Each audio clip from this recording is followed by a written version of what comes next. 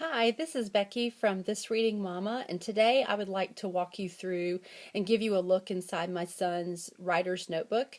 He is currently in the second grade. We use a 3-ring binder. It is a 1-inch binder.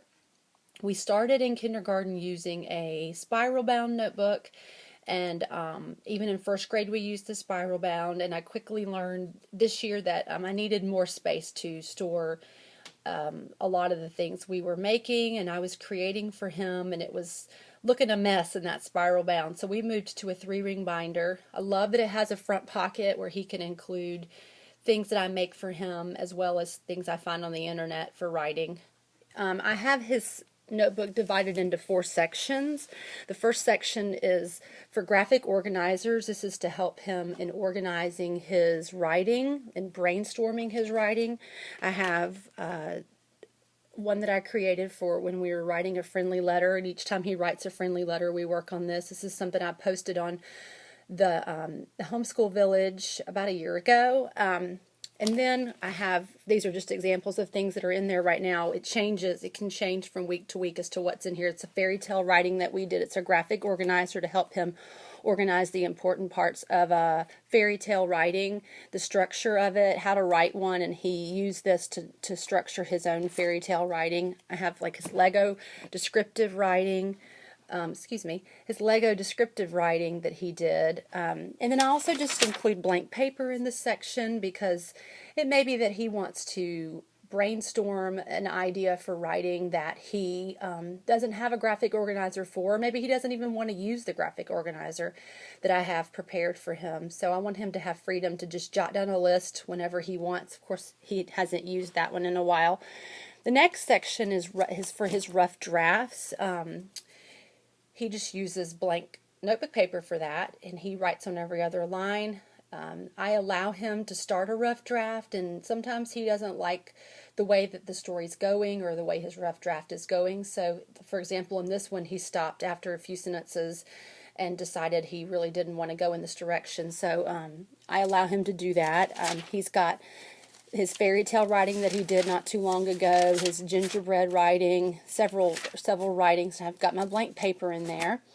The next section is revising and editing. The first printable is one of our newer ones. I used it to help him learn vocabulary words as we're reading. He was having a hard time figuring out word meanings from context, and so we worked on that.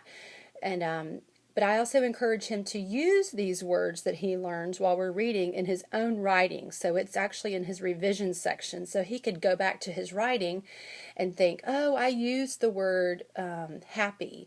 And so I want to use the word delight or delighted instead. So it's a good resource for him. Another newer one that we've just started using is called All That Jazz, and it's trying to help him write descriptive words, adjectives, to describe nouns. So we're using the 5 sentences for that. So then he uses his editing checklist when it's time to edit. He does his first edit by himself, and he knows how to go through all of these, and then I go back and edit again. The next section is extra helps.